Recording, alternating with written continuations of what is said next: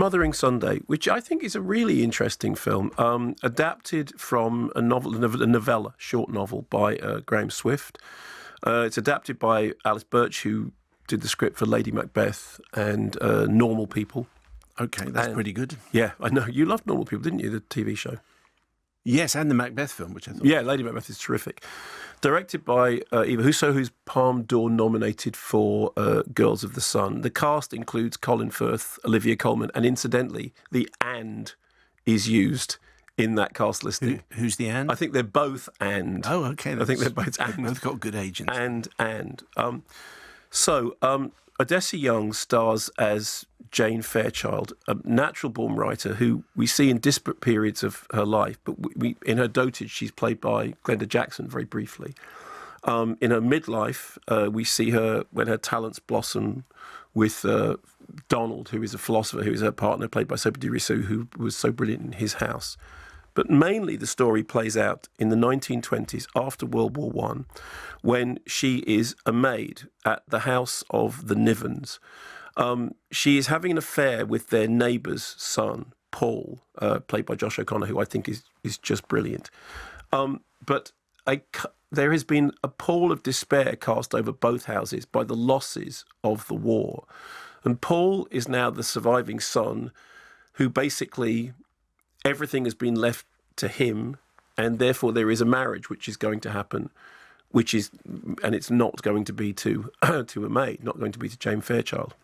So the film plays out on Mothering Sunday, which obviously is a day full of remembrance and grief. Olivia Colman, incidentally, absolutely brilliant as somebody who appears simultaneously flinty yet broken by personal tragedy. And Odessa Young's character, Jane Fairchild, because she has no mother, because she is, as Olivia Colman's character says, comprehensively bereaved at birth. She has nothing to do on the Mothering Sunday. She thinks what she's going to do is to read books, but then she gets a phone call from Paul.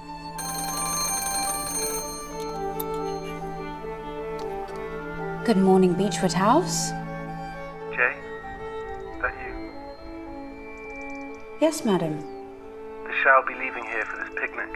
I'll be on my own, 11 o'clock, not the back past J, front door.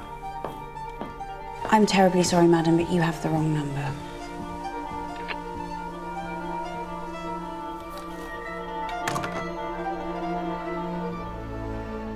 So then what happens is that during the course of the day, that there seems to be some form of closure coming with their relationship because he is off to this other life.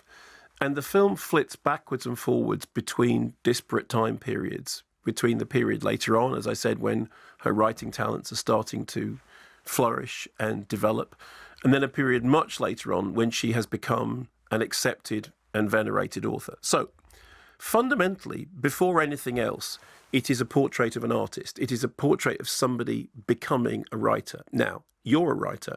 You will know how difficult it is to capture on screen the art of becoming a writer. I mean, it's, you generally end up with things of people sitting at typewriters or sitting with... It's not the most captivating scene. It's not, but also it's very hard to describe inspiration. Now, I've seen Mothering Sunday twice now, and I have to say the second time round particularly, I found this very richly interwoven into it. That what it does is it shows you the organic growth of an artistic sensibility. You do see somebody developing an ability. And as I said, she is a natural-born writer. At one point, she's asked about the three most important events in her life. One of them is being born, one of them is being given a typewriter. But I think what the drama does is shows you that happening. Now, beyond that, it's a period movie set in a British wealthy upper class, and those films often have a very stuffy edge. This doesn't, because the director, I think it has a sort of sensuous edge. It's impressively unembarrassed about intimacy, which I think is well done. It's a film that's not afraid of its subject matter in any way, but I also don't think it's gratuitous. I think that it deals with the subject matter in exactly the way that subject matter should, because the subject matter is passion and loss and grief and death and rebirth. And there is a wonderful score, wonderful music by Morgan Kibbe, which I think is terrific, great composer. And it's beautifully shot. There are a couple of very, very haunting images in it that stay with me. But the thing that's most important is, firstly, you could look at, there are a couple of posters for it. One of the posters makes it look like Upstairs, Downstairs meets Downton Abbey on a slightly glum Sunday, and it is not that film.